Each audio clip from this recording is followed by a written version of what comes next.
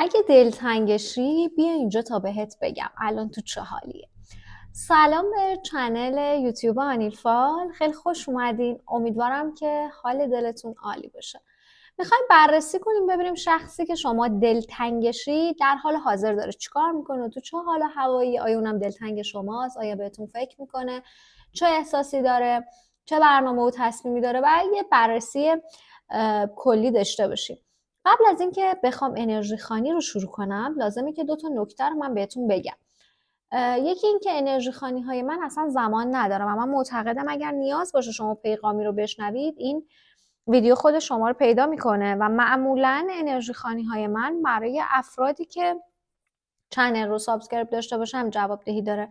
پس ممنون میشم چند ثانیه از وقت گرانبهاتون رو بذارید و این چنل رو سابسکرایب کنید. خب لطفا نیت داشته باشید، به شخص مد نظرتون فکر کنید، 3 بار اسمش رو تکرار کنید که من این کارت رو بر بزنم. تمرکز کنید.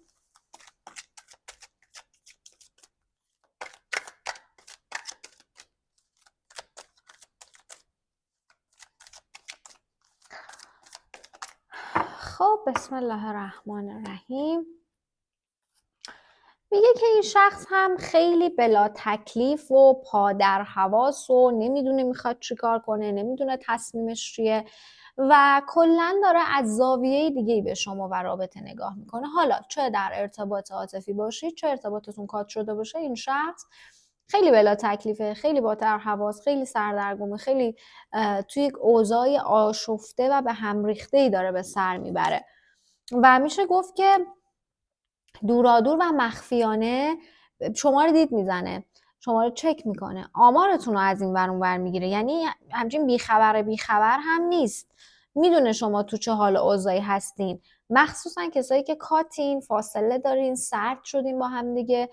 داره میگه که این شخص هم پنهانی خبر داره از حال و روزتون و شما رو زیر نظر میگیره. آدمیه که خیلی محتاطه و با احتیاط قدم برمیداره، شخصیتی داره که خیلی حواسش جمعه و بیگدار به آب نمیزنه.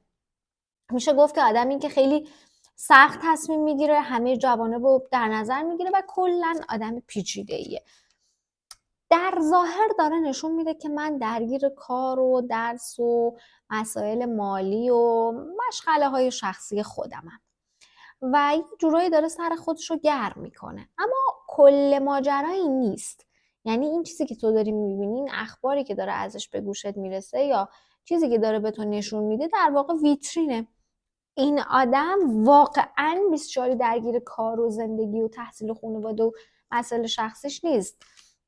میشه گفت آدم قدیه، آدم یه دنده‌ای، آدم حرف خودشه. به خاطر همین میخواد نشون بده که من حال اوضاعم اوکیه، من رو به راهم، من مشکلی ندارم، فلان بیسانه. یعنی میخواد یه جورایی نشون بده که همه چیش اوکیه، همه چی الان سر جای خودشه، ولی ناامیده یه مقدار. احساس میکنه خیلی تلاشاش بی نتیجه مونده، احساس میکنه که هرچی دویده، هرچی وقت و انرژی گذاشته الکی بوده، چه تو رابطهش با شما چه توی زندگیش. یعنی کلا الان به یه نقطه رسیده که میگه چرا من هر کاری میکنم نمیشه، چرا کارام پیش نمیره، چرا من دارم فقط درجا میزنم، تو حالت استاپ موندم. همش داره میناله، همش ناراحته و از شرایط اصلا شرایطی نیستش که بگم باب میلشه، ولی بچه پر روه، یه جوری وانمود میکنه که من خوبم، من اوکیم. این روزا میشه گفت که یه مقدار چشم انتظارم هست، شاید منتظر تو یه قدمی برداری، منتظر کائنات و سرنوشت براش یه کاری بکنم، بگم بفرما بیا این بر شما، منتظر لقمه آماده است و همش انتظار حمایت و پشتیبانی رو داره این شخص. حتی اگه خودش هم خطا کرده باشه انتظار داره در اطرافیانش بگن عیب نداره، فدا سرت، اصلا چی شده مگه، حالت بد بوده پیش میاد. یعنی دوست داره هی بقیه اشتباهاتش رو نادیده بگیرن، هی بهش محبت کنن. ضعف داره نشون میده این آدم و زیاد شرایط اوکی نیستش.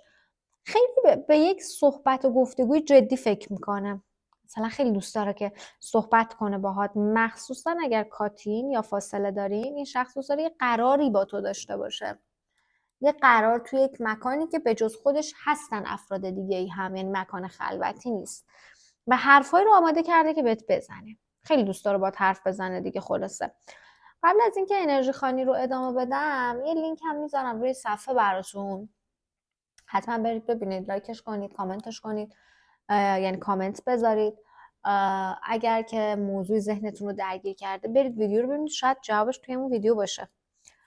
ببینید این شخص مشکلش اینه که یه سر داره هزار سودا، نمیتونه روی چیزی تمرکز کنه، نمیتونه همزمان هم رابطه رو پیش ببره هم به کارش برسه. یعنی آدمیه که یا تک‌بعدیه یا زیادی تو خیالاته، یا تو گذشته است یا تو آینده است، یا هم تک‌بعدیه، یعنی نمیتونه هندل کنه همه چیزو با هم، مشکل داره توی این ماجرا.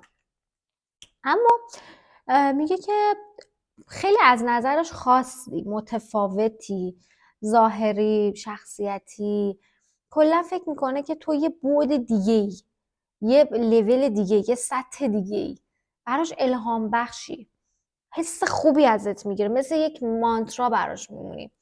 احساس میکنه وقتی کنار تو حالش خوبه، یا وقتی تو یه جورایی تو زندگیش هستی اوضاع آرومتره.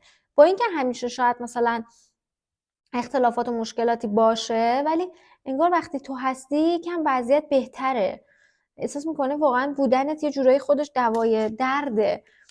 و اگر فاصله هست خیلی دوست داره این فاصله از بین بره، تموم بشه، پایان پیدا کنه و یه جورایی دوست داره پشت سر بذاره این حالشو، یه حالت این که تموم کنه این دوره رو، رد شه از این دوره. یه مقدار فضا رو بر خودش سخت کرد. این کسی که شما دلتنگشه آدمیه که به خودش خیلی سخت میگیره، خودش بر خودش درد سر درست میکنه، نمیتونه آروم بشینه، یه جنجال تو رابطه پپا میکنه، یه مشکل تو کار ایجاد میکنه، با خانواده‌اش سر هیچ و پوچ درگیر میشه، با دوست صمیمیش که جونجونیشه داستان درست میکنه. یعنی این آدم خودش با خودش مشکل داره، همیشه هم فکر میکنه او الان کوهی از مشکلات روبروشه، یه داستان کوچیک و انقدر بزرگ میکنه برای خودش که از پسش بر نمیاد و بعدش میتوپه به اطرافیان، گیر میده به این، گیر میده به اون. آدم ظاهربینیه و همیشه گفت این شخص تحت تاثیر خیلی چیزا قرار میگیره و مشکل اصلیش هم همینه. اما تو براش امنی، مثل یک خونه میمونی براش. اگه تو رابطه هستین بدون که این شخص خیلی به آینده با تو فکر میکنه، میشینه شبا فکر میکنه مثلا این میشه مامان بچه‌م، این میشه بابای بچه‌م، این مثلا چه میدونم میشه شریک آینده‌ام، باهاش فلان جا میرم، فلان کارو میکنم، فلان چیزو میخریم، فلان چیزو میخوریم. یعنی مثلا میشینه همه اینا رو توی ذهنش سناریو میسازه، ولی وقتی به تو میرسه فوق العاده قد، برج زهرمار، اصلا نمیشه با این آدم حرف زد. بعد من الان اینو بگم که نه بابا اصلا اینجوری نیست، ولی چرا فکر میکنه تو براش با ارزشی. اما چون مغروره، چون خیلی جدیه، چون زیاد محبت نمیکنه، اهلش نیست، اینجوری به نظر نمیرسه.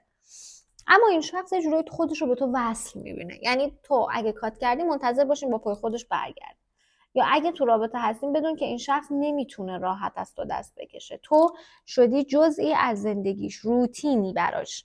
یعنی حتی اگه کاتم باشه این میاد تو رو چک میکنه، پروفایل تو رو چک میکنه، یعنی همیشه دورا دورم حواسش به حال روز تو هست. اینجوری نیستش که کلا قید تو بزنه و راحت همه چیزو فراموش کنه و برسی زندگی خودش. به تو یه جورایی وابستگی داره و میشه گفت که پیام، تماس، زنگ از سمتش میبینم. یعنی ممکنه این دلتنگی که تو داری تلپاتی بشه با اون و بیاد سر وقتت. اگه که کاتین یا فاصله داری منتظرش باش تا 8 وعده نزدیک. اگرم که تو رابطه این، شاید حرفای قشنگ بخواد بزنه، شاید یه پیشنهادی که خیلی وقت منتظرشی بهت بده. این شخصی که تو دلتنگشی باهات داره تلپاتی میکنه از نظر ذهنی، اون هم فکرش یه جورایی خواه و ناخواه سمت تو میاد و تو براش نقش پررنگی داری، خیلی مهمی برای این شخص. امیدوارم که از انرژی خوانی امشب لذت برده باشین، جواب کامل گرفته باشین. حمایت یادتون نره لطفاً، حتما ویدیو رو لایک و کامنت کنید.